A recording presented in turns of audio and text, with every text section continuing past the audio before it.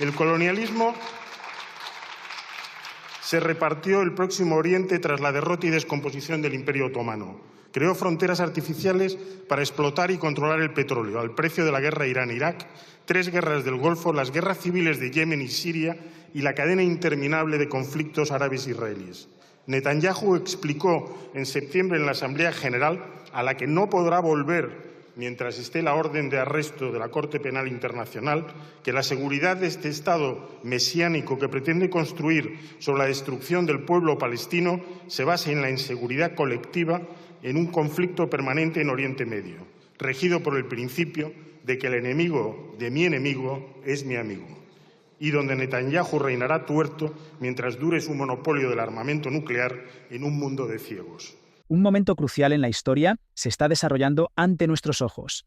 Santos Maraver, con su apasionado discurso, nos confronta con la dura realidad del conflicto en Gaza y la responsabilidad de la comunidad internacional. A lo largo de su intervención, Maraver destaca la urgencia de actuar y no ser cómplices del silencio. Antes de sumergirnos en este análisis profundo, asegúrate de suscribirte, activar la campanita y dejar tu like para no perderte nada. Comencemos. Muchas gracias, ministro Álvarez, por su explicación de la peligrosa situación de Oriente Medio. Señorías, Hannah Arendt, en su libro sobre el juicio a Adolf Eichmann en Jerusalén, en 1963, defendió que el genocidio nazi en Europa, que el holocausto judío, había sido posible por la banalidad del mal, la incapacidad para tomar partido entre el bien y el mal, la quiebra de cualquier pensamiento crítico, había acabado normalizando la barbarie que, a pesar de tenerla delante de los ojos, no se veía. Tras 419 días de genocidio en Gaza, como los 1009 días de invasión criminal rusa en Ucrania, la barbarie, los crímenes de guerra y el genocidio vuelven a ser hoy el escenario de la comunidad internacional y corremos el riesgo que nos anestesie de nuevo la banalidad del mal. La intervención casticista del señor Corrales, la erudición a la violeta del señor Flores han sido una muestra de cómo nos puede arrastrar esta tendencia. 43.391 personas exterminadas en Gaza, el 60% mujeres y niños, 732 asesinados en Cisjordania, 3.500 muertos en Líbano, más de 100.000 heridos en Gaza, 1.500 víctimas israelíes, 17.000 en el Líbano, 2,5 millones de desplazados en Gaza, más de 1 millón en el Líbano, bombardeos diarios en Siria, 320 trabajadores humanitarios y decenas de periodistas asesinados en Gaza. Suma y sigue. El Consejo de Seguridad de Naciones Unidas, que debe gestionar la seguridad internacional, ha discutido 14 resoluciones, una por mes, desde el 7 de octubre de 2023. Estados Unidos ha vetado 4 de estas resoluciones, la última hace 8 días. Pero están aprobadas en vigor y son de obligado cumplimiento la resolución 27, 28 y 25 de marzo y la 27, 35 de 10 de junio, que exigen un cese el fuego inmediato, intercambio de rehenes y prisioneros y el acceso de la ayuda humanitaria. El multilateralismo, la esperanza de un sistema basado en el derecho internacional, corre el peligro de ser una víctima más. Muchas gracias, ministro Álvarez, por su explicación de la peligrosa situación de Oriente Medio. Con estas palabras, Santos Maraver inicia un discurso que no solo denuncia la barbarie en Gaza, sino que también lanza un poderoso mensaje sobre la responsabilidad moral de la comunidad internacional. Al recordar las atrocidades del pasado, como el Holocausto, Maraver nos confronta con la realidad actual. La banalidad del mal se cierne sobre nosotros mientras 4.339 vidas se pierden en Gaza, muchas de ellas de mujeres y niños. La respuesta del gobierno Netanyahu a los ataques de Hamás del 7 de octubre, a sus crímenes de guerra, ha sido aplicar un programa de mesianismo sionista de extrema derecha que busca, a través del genocidio, como demostrará la Corte Internacional de Justicia, llevar a cabo una segunda Nakba palestina. Con una coherencia aterradora, busca anexionarse la parte norte de Gaza y las zonas A y B de Cisjordania, destruir a Hamás y a la Autoridad Palestina, acabar por la fuerza con los derechos reconocidos de los refugiados palestinos y con la UNRWA y, en definitiva, llevar a cabo el programa fundacional del Likud de un único Estado teocrático judío del río al mar. Pero lo hace en alianza con una extrema derecha convencida de que es solo un paso en la realización de la promesa bíblica del Mar Rojo al Éufrates. El colonialismo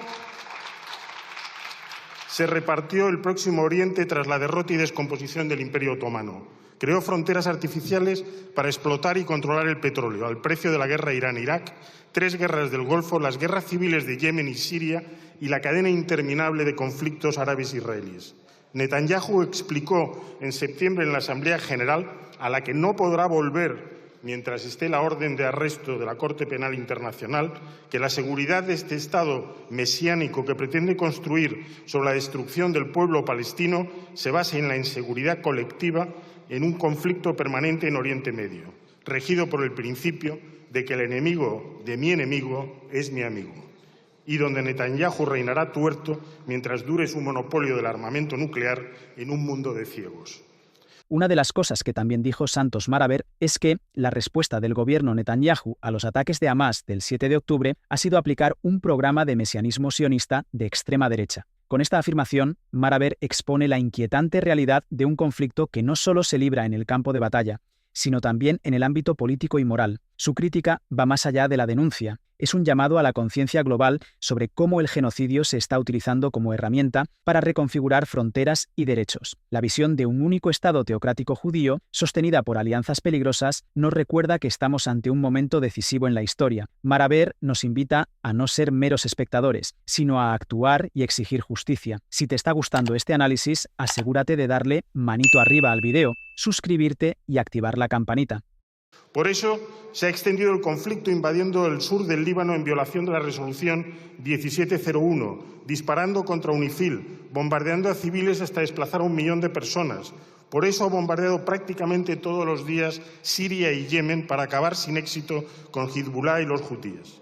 La tregua alcanzada ayer en el Líbano por la presión de la administración Biden no durará, desgraciadamente, y no permitirá, en definitiva, que los habitantes del norte de Israel puedan volver a sus casas. Es solo un aplazamiento hasta que tome posesión la administración Trump para el asalto definitivo contra Hezbollah, el confinamiento entre cascotes y ruinas en la mitad sur de Gaza de 2,5 millones de personas palestinas y el ataque contra Irán.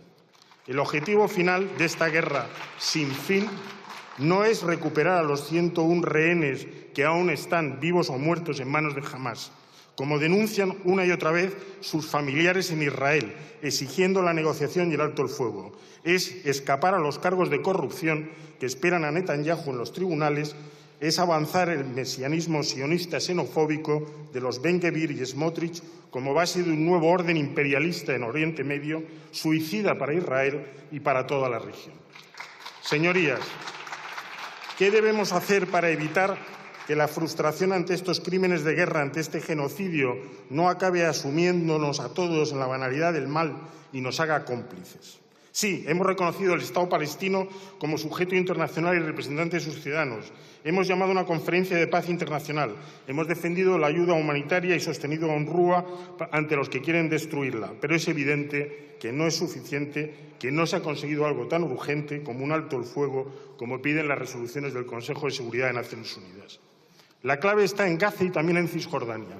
Sin parar la guerra allí, no se podrá lograr una mínima estabilidad en la región, porque los pueblos árabes y los estados con mayoría musulmana no asistirán impávidos a una segunda Nakba palestina. Cualquier tregua como la del Líbano será solamente un interregno para la siguiente escalada militar. UNIFIL, con la esencial aportación de nuestras tropas como cascos azules, es el principal elemento de nuestra acción exterior multilateral en la zona. Nuestra admiración y apoyo para ellos. Santos Maraver expuso cómo el conflicto se había extendido, señalando la invasión del sur del Líbano y los bombardeos constantes en Siria y Yemen, que han llevado al desplazamiento de 1 millón de personas. Advertía que la tregua alcanzada en el Líbano, bajo presión de la administración Biden, era solo un aplazamiento temporal, sin esperanza de estabilidad duradera. Maraver enfatizó que el verdadero objetivo de esta guerra no era la liberación de rehenes, sino desviar la atención de los problemas legales que enfrenta Netanyahu.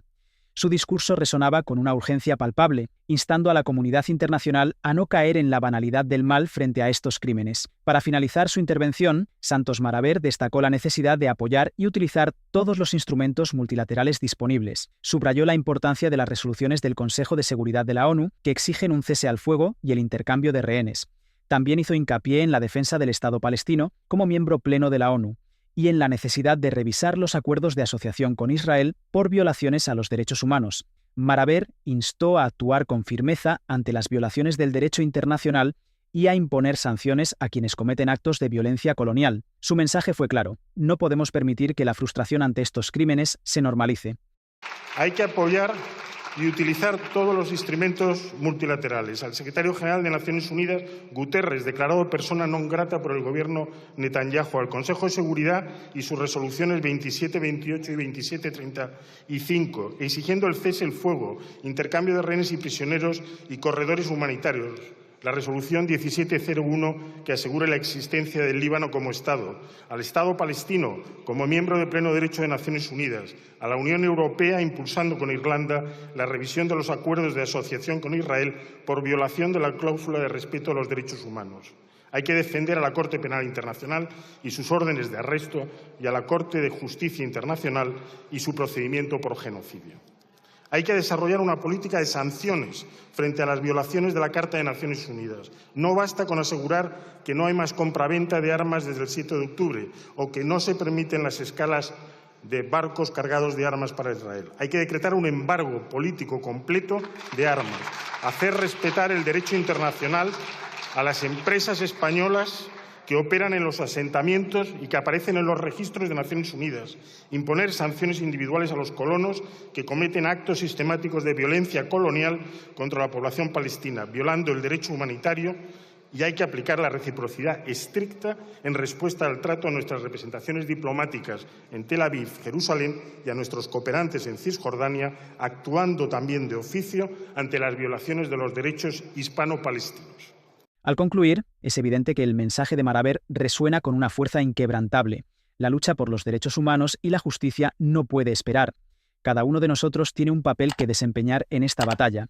No olvides suscribirte, activar la campanita y dejar tu like. Hasta la próxima.